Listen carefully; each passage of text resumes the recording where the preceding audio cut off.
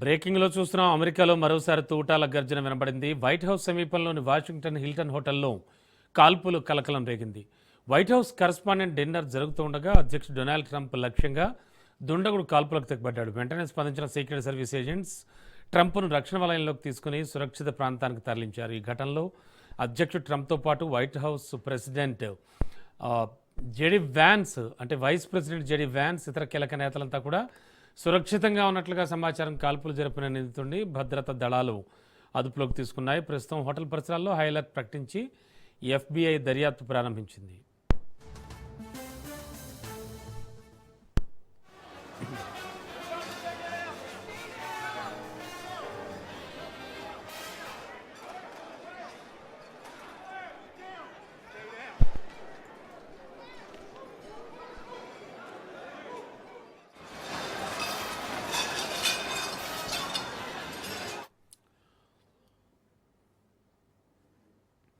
హత్యాయత్నం తర్వాత ట్రూత్లో Trump post చేశారు. సీక్రెట్ సర్వీస్ పోలీసు అధికారులు అద్భుతంగా పనిచేశారని కొనియాడారు.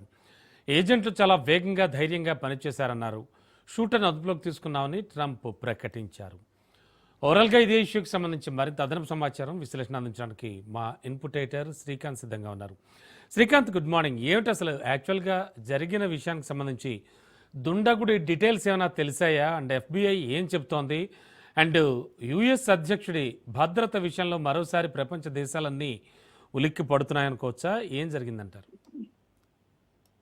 రమణ, అంటే అమెరికా అధ్యక్షుడు డొనాల్డ్ ట్రంప్ ఆయన సతీమణి మొలానియా ట్రంప్, ఉపాధ్యక్షుడు జేడీ వాన్స్ తో పాటు ఇంకా కొంతమంది ఉన్నతాధికారులు కూడా హాజరైనటువంటి వాషింగ్టన్ లో ఉన్నటువంటి ఏదైతే వైట్ హౌస్ కరెస్పాండెన్స్ డిన్నర్ ఉందో, ఈ డిన్నర్ లో ఈ కాల్పుల ఘటన జరిగింది.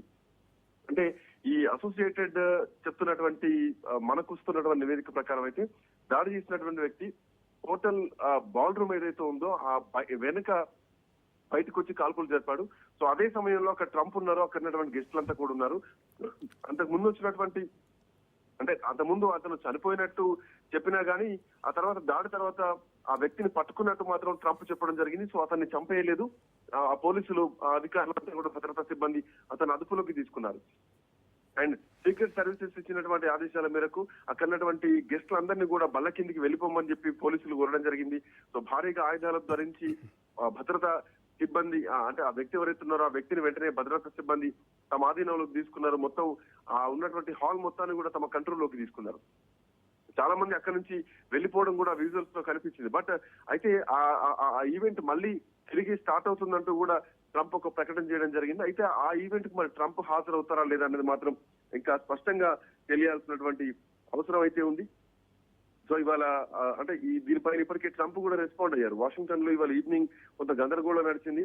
సీక్రెట్ సర్వీసెస్ అట్లాగే ఏవైతే ఈ అధికారులు ఉన్నారో వీళ్ళంతా కూడా చాలా బాగా పనిచేశారు. వాళ్ళు వేగంగా స్పందించారు. వాళ్ళు ఆ దాడి చేసినటువంటి వ్యక్తిని పట్టుకున్నారు. సో ఈ కార్యక్రమం కంటిన్యూ కావాలంటూ కూడా ట్రంప్ తన సోషల్ మీడియాలో ఒక పోస్ట్ రాయడం జరిగింది. అయితే అక్కడటువంటి ప్రత్యక్ష సాక్షులు ఏం చెప్తున్నారంటే, ఈ వాషింగ్టన్ హిల్టన్ హోటల్ ఏదైతే ఉందో హోటల్ బ్యాంకెట్ హాల్లో ఇది